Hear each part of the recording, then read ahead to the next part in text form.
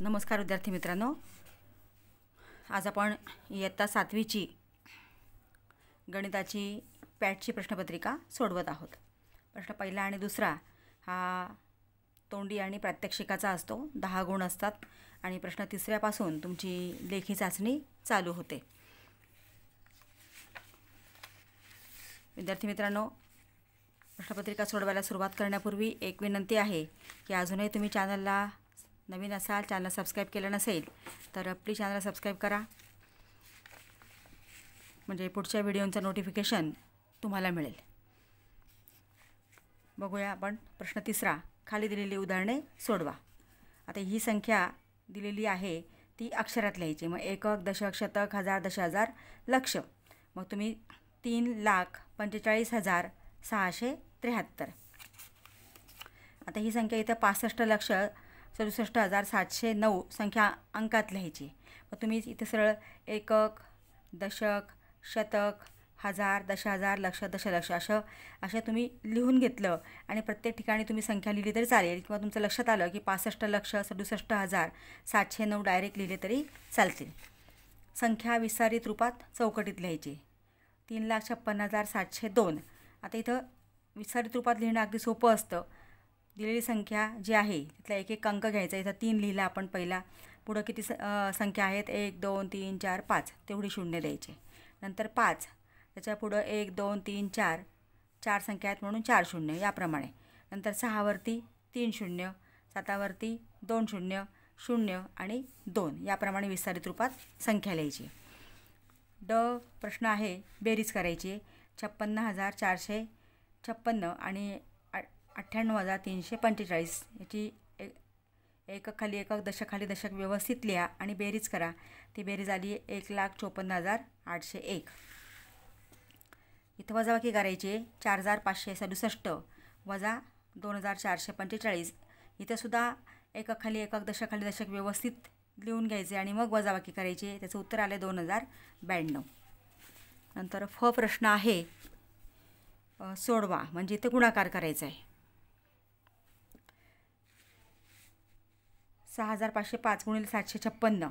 आता एक एक अंकाने गुणलं. आधी 6ने गुणलं, नंतर 5ने गुणताना 1 शून्य दिला, मग 5ने गुणलं, मग 7ने गुणताना 2 शून्य दिले, मग 7ने गुणलं आणि त्यांची सगळ्यांची बेरीज केली तर 49,17,780 हे उत्तर या ठिकाणी आलेलं आहे. नंतर पुढचं गणित आहे भागाकार करायचा आहे. 9,876 भागिले 25. 25 त्रिक 75. 8मधनं 5 गेले 3, 9मधनं 7 गेले 2, 23 उरले. 7 घेतला. 25 9 225. 7मधनं 5 गेले 2, 3मधनं 2 गेले 1 0, वरून 6 घेतला. 25 5 125. 126मधनं 125 गेले 1 उरला, म्हणजे भागाकार आला 395 आणि बाकी उरलेली आहे 1.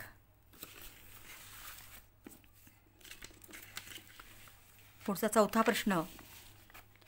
उत्तराचा पर्याय लिहायचा आहे चौकटीमध्ये. इथं गुणाकार आहे.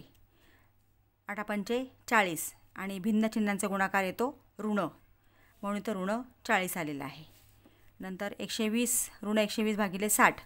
इथं भाग दिला आपण 6×2 12, म्हणजे 2 उत्तर येतं आहे आणि भिन्न चिन्हांचा भागाकार ऋण येतो म्हणून ऋण 2. पुढचं गणित. एका दुकानदाराकडे 5, 10, 20, 30 लिटरची मापे आहेत. त्याला 90, 120 व 150 लिटरचे पिंप तेलाने भरायचे आहेत. तर यापैकी मोठ्यात मोठे कोणते माप वापरता येईल? आता मोठ्यात मोठे म्हणजे मसावी काढायचा असतो, हे लक्षात घ्या. आता इथं दिलेलंच आपल्याला कृती आहे. येथे 90, 120, 150 लिटरच्या पिंपात एकाच मोठ्यात मोठ्या मापाने तेल भरायचे आहे. यासाठी आपल्याला 90, 120 आणि 150 या संख्यांचा मसावी काढावा लागणार. प्रथम त्या संख्यांचे मूळ अवयव पाडू. आता 90 म्हणजे 45 गुणिले 2 आणि मग त्याचे 45 येतात 3 गुणिले 3 गुणिले 5. इथं डायरेक्ट लिहिलेत 2 गुणिले 3 गुणिले 3 गुणिले 5. आता 120 हे पण 60 गुणिले 2 केलं आपण आणि मग त्याचे पुन्हा अवयव पाडले तर 2 गुणिले 2 गुणिले 3 गुणिले 5 गुणिले 2 आणि 150चे 2 गुणिले 3 गुणिले 5 गुणिले 5. आता इथं मसावी काढताना सामायिक अवयव घ्यायचे असते. डायरेक्ट मसावी आपल्याला उत्तर लिहायचं आहे, पण त्याच्या आधी तुम्ही इथे लिहू शकता सामायिक अवयव आपल्याला या ठिकाणी घ्यायचे आहेत. इथं दोघांमध्ये मी खुणा केल्यात बघा. या तिघांच्या ऐवजी 1 2, इथं 3, इथं 3, इथं 3 आहे. हा एक 3 आणि 5 5 5, हा एक 5. म्हणजे तिघांमध्ये असलेल्या या तिघांच्या याच्याबद्दल एक एक संख्या घ्यायची आहे आणि 5 त्रिक 15 15 दुणे 30. म्हणजे याचा मसावी किती आलेला आहे 30. म्हणजे दुकानदाराला या ठिकाणी 5 10 20 30 यापैकी 30 लिटरचे माप वापरावे लागेल.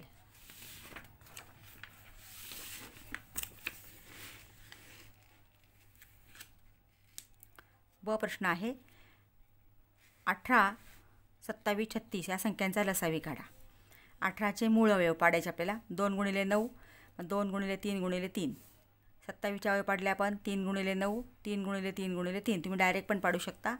36चे अवयव पाडायचे 2 गुणिले 18 आणि 18चे अवयव हा 2 आहे तसाच आणि 2 गुणिले 3 गुणिले 3. आता इथं सामायिक विभाजक कोणते आहेत बघा. इथं 3 3 3, हा एक 3 लिहिला.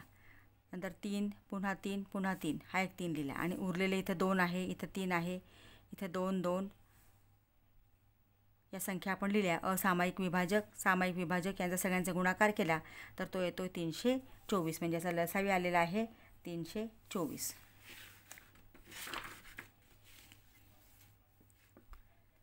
प्रश्न 6 आहे. खाली दिलेली उदाहरणे सोडवा. त्याच्यामध्ये पहिला आहे -8चा 12वा घात भागिले -8चा 9वा घात. आता इथं भागाकार आहे. पायासमाने भागाकार असेल तर घातांकांची वजाबाकी. मग पाया तसाच -8 12 - 9 म्हणजे -8चा 3रा घात आलेला आहे. धन घातांकात लिहायचं आहे आपल्याला इथं. मग 3/5चा -5वा घात आहे. आता इथं जो पाया आहे तो अपूर्णांक तो अंश आणि छेदांची अदलाबदल करायची. म्हणजे 2/3चा 5वा घात हे उलटं लिहायचं आहे. नंतर क प्रश्न आहे जोड्या लावा. 5चा 4था घात गुणिले 5चा 3रा घात. आता इथं पायासमाने गुणाकार आहे घातांकांची बेरीज. 4 आणि 3 7 म्हणजे 5चा 7वा घात इथं उत्तर लिहिलं आहे. 5चा 8वा घात भागिले 5चा 8वा घात म्हणजे इथं भागाकार आहे. पायासमाने घातांकांची वजाबाकी म्हणून 5चा 8मधनं 8 गेले 0 घात. आणि कोणत्या संख्येचा घातांक 0 असेल तर उत्तर किती येतं 1. आता इथे घातांकांचा घात आहे म्हणून घातांकांचा गुणाकार. मग 3 × 18 म्हणजे 5चा 18वा घात. तर इथं 256चा आपल्याला वर्गमूळ काढायचं आहे. 256ला भाग दिला 2ने 128, 2ने दिला 64, 2ने दिला 32, 2ने दिला 16, पुन्हा 2ने दिला 8, पुन्हा 2 चौक 8, 2 दुणे 4, 2 एक 2. हे सगळ्या संख्या आपण इथे लिहून घेतल्या आणि त्यांचे वर्गमूळ काढायचे म्हणून 2 2चा गट तयार केला. वर्गमुळात 256 हा एक गट, हा एक गट. एका गटाऐवजी 1 2, हा एक 2 घेतला, हा एक 2, हा एक 2 म्हणजे 2 दुणे 4, 4 दुणे 8, दुणे 16. 256चं वर्गमूळ आलेलं आहे. पुढचा 7वा प्रश्न आहे. खाली दिलेल्या माहितीवरून जोड स्तंभालेख काढा. आता इथं एका केंद्रातील 5 गावातील नवाक्षरांची संख्या पुढील तक्त्यात दिली आहे. त्यावरून जोड स्तंभालेख काढायचा आहे. गावाचे नाव वेबनाळ, गणेशवाडी, तळेगाव, उमदरा आणि काबगळगा. नवसाक्षर महिला, नवसाक्षर पुरुष. आता इथे किती आहेत हे माप फक्त आपण बघायचं आहे. 60 50 70 म्हणजे इथं एक्स अक्षाला हा आडवा एक्स अक्ष आणि उभा जो आहे तो वाय अक्ष आहे. मग इथं 1 सेंटीमीटरला 10 घेतले आपण. 10 20 30 40 50 60 70 याप्रमाणे इथं नवसाक्षरता. आणि एक्स अक्षाला जे आहे ते गावांचं नाव घ्यायचं आहे. वेबनाळ, गणेशवाडी, नंतर तळेगाव, उमदरा आणि काबळगा. आणि मग आता इथे दिले बघा आता 30 आणि 20. मग हे 30चा एक स्तंभ काढला 20चा आणि ते जोडले. हे जोड स्तंभालेख. एकाच सेंटीमीटरमध्ये इथं आपण 2 तयार करायचे आहेत. 30 आणि 20. नंतर किती आहे 35 आणि 40. नंतर 60 आणि 50. हे 60 आणि हे 50. नंतर 45 30. हे 45 हे 30 आणि इथं 60 आणि हे 70. फक्त इथे लिहिताना आता आपल्याला प्रमाण लिहायचं आहे. वाय अक्षावरती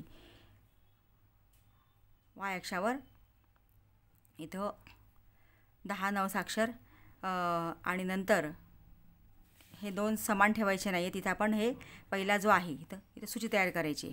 हे काय आहे, महिला नवाक्षर आहेत आणि हे पुरुष इथं आपल्याला दाखवायचं आहे तसं. आणि दुसरं एक महत्त्वाचं की वाय अक्ष आणि पहिला स्तंभ याच्यामध्ये जेवढं अंतर आहे तेवढंच प्रत्येक 2 स्तंभांमध्ये अंतर तुम्ही ठेवायचं आहे. याप्रमाणे स्तंभालेख काढा, तुम्हाला एक प्रश्न येतोच. त्यातलाच ब प्रश्न आहे. स्तंभालेखावरून आपल्याला प्रश्नांची उत्तरं द्यायची आहेत. इथं मुले आणि डार्क जो ब्लॅक आहे तो मुली आहेत. इथं दिले विद्यार्थ्यांची संख्या, इथं इयत्ता 5वी 6वी 7वी 8वी आणि मुलांची आणि मुलींची संख्या किती दिलेली आहे. आणि याच्यावरून आपल्याला प्रश्न विचारला आहे, मुले व मुलींची संख्या समान असलेली इयत्ता कोणती. आता मुले आणि मुलींची समान म्हणजे दोन्ही स्तंभ समान असलेलं शोधायचं आहे. आता इथे दोन्ही स्तंभ समान आहे म्हणजे कोणते ते 9वी, म्हणून उत्तर लिहा. मुले आणि मुलींची संख्या समान असलेली इयत्ता 9वी आहे. कोणत्या वर्गात मुलांची संख्या सर्वात जास्त आहे. आता मुलांची संख्या सर्वात जास्त या रंगाचा स्तंभ आहे म्हणजे हा स्तंभ उंच असलेला कुठला आहे, आता बघा हा आहे म्हणजे 6वी, म्हणून इयत्ता 6वीत मुलांची संख्या सर्वात जास्त आहे. याप्रमाणे उत्तर लिहायचं आहे. तिसरा प्रश्न आहे, इयत्ता 7वीत मुलींची संख्या किती आहे. आता बघा 7वी इथं दिलं आहे. मुलींचा स्तंभ कोणता आहे, काळ्या रंगाचा हा पूर्ण. मग आता इथं मुलींची संख्या किती आहे, इथं हे 70 आहे, त्याला 3 कमी आहे. 10 इथं फरक आहे म्हणजे 67. किती आहे, 67. म्हणजे इयत्ता 7वीतील मुलींची संख्या 67 आहे. कोणत्या इयत्तेत मुले व मुलींची संख्या सर्वात कमी आहे. सर्वात कमी स्तंभ हा आहे बघा. इथं उंची बघितलं तरी सहज लक्षात येतं आहे म्हणजे 8वी, म्हणजे इयत्ता 8वीत मुलांची व मुलींची संख्या सर्वात कमी आहे. पुढचा बैजिक राशीवरचा प्रश्न आहे. बेरीज करा. 15a वर्ग बी अधिक 12c आपण इथे लिहून घेतलं आणि समान सजातीय पदं जी आहेत ती एकाखाली एक लिहायची. आता ए वर्ग बी वर्ग म्हणजे हे पद मागं जरी असलं तरी पुढं लिहायचं इथं. म्हणजे त्याचं चिन्ह आहे ऋण, म्हणून ऋण 25a वर्ग बी वर्ग अधिक 26c. बेरीज करायची म्हणून हे बेरजेचं चिन्ह. आता इथं चिन्ह भिन्न आहेत म्हणून वजाबाकी होणार. 25मधनं 15 गेले 10. मोठ्या संख्येचं चिन्ह म्हणजे ऋण 10a वर्ग बी वर्ग. इथं दोन्ही समान चिन्ह आहे म्हणून बेरीज 12 अधिक 26 38c. इथं वजाबाकी करायची आहे. 3xy वजा 8z पहिल्यांदा लिहून घेतले आपण. 4xy वजा 17z. वजाबाकी करताना जी राशी वजाबाकी करायची आहे त्याची प्रत्येक पदाची चिन्ह बदलायची आहे. तर इथं ऋण आहे, धन आहे तर ऋण होणार. हा ऋण आहे हा धन होणार. हे वरची चिन्ह आता कॅन्सल होतील, खालची चिन्ह विचारात घ्यायची आहे. मग 4xमधनं 3xy गेले 1xy आणि मोठ्या संख्येचं चिन्ह 4 मोठी म्हणून ऋण. आता इथं पण भिन्न चिन्ह झाले म्हणून 17मधनं 8 गेले 9. 17ला धन चिन्ह आहे म्हणून अधिक 9z म्हणून उत्तर आलेलं आहे वजा xy अधिक 9z. आता इथं गुणाकार करा. 4m अधिक 5n गुणिले 9m अधिक 7y. मग 4mने पुढच्या कंसाला गुणला म्हणून 4m पुढचा कंस 9m अधिक 7y अधिक 5n गुणिले 9m अधिक 7y.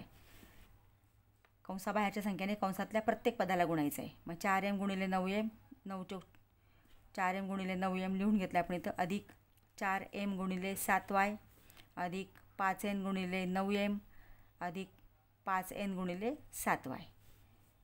9 चौक 36 m गुणिले m वर्ग 4 7 28 my 9 5 45 nm आणि 7 5 35 ny.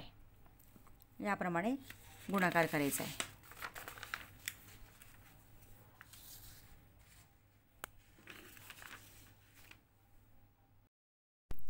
नववा प्रश्न, त्रिकोणाच्या तीनही बाजूंचे लंबदुभाजक काढ आहे. लंबदुभाजक एक संपाती आहेत का.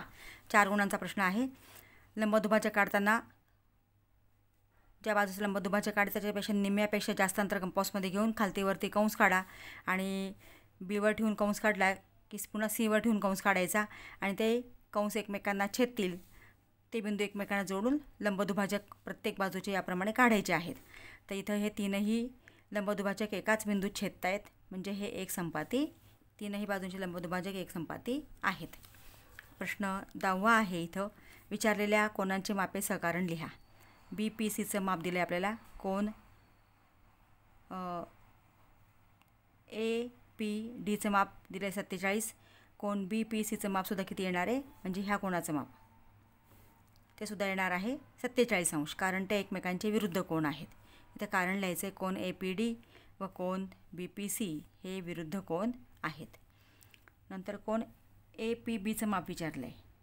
APB, आता हा कोन आणि हा कोन रेषीय जोडीतला कोन आहे. तर रेषीय जोडीतील कोणांची बेरीज 180 अंश असते, म्हणून 180 वजा ह्या कोणाचं माप 47 वजा 47 133 अंश. व कोन APD व कोन APB हे रेषीय जोडीतील कोन आहेत. याप्रमाणे प्रश्नपत्रिका आपण विद्यार्थी मित्रांनो सोडवलेली आहे.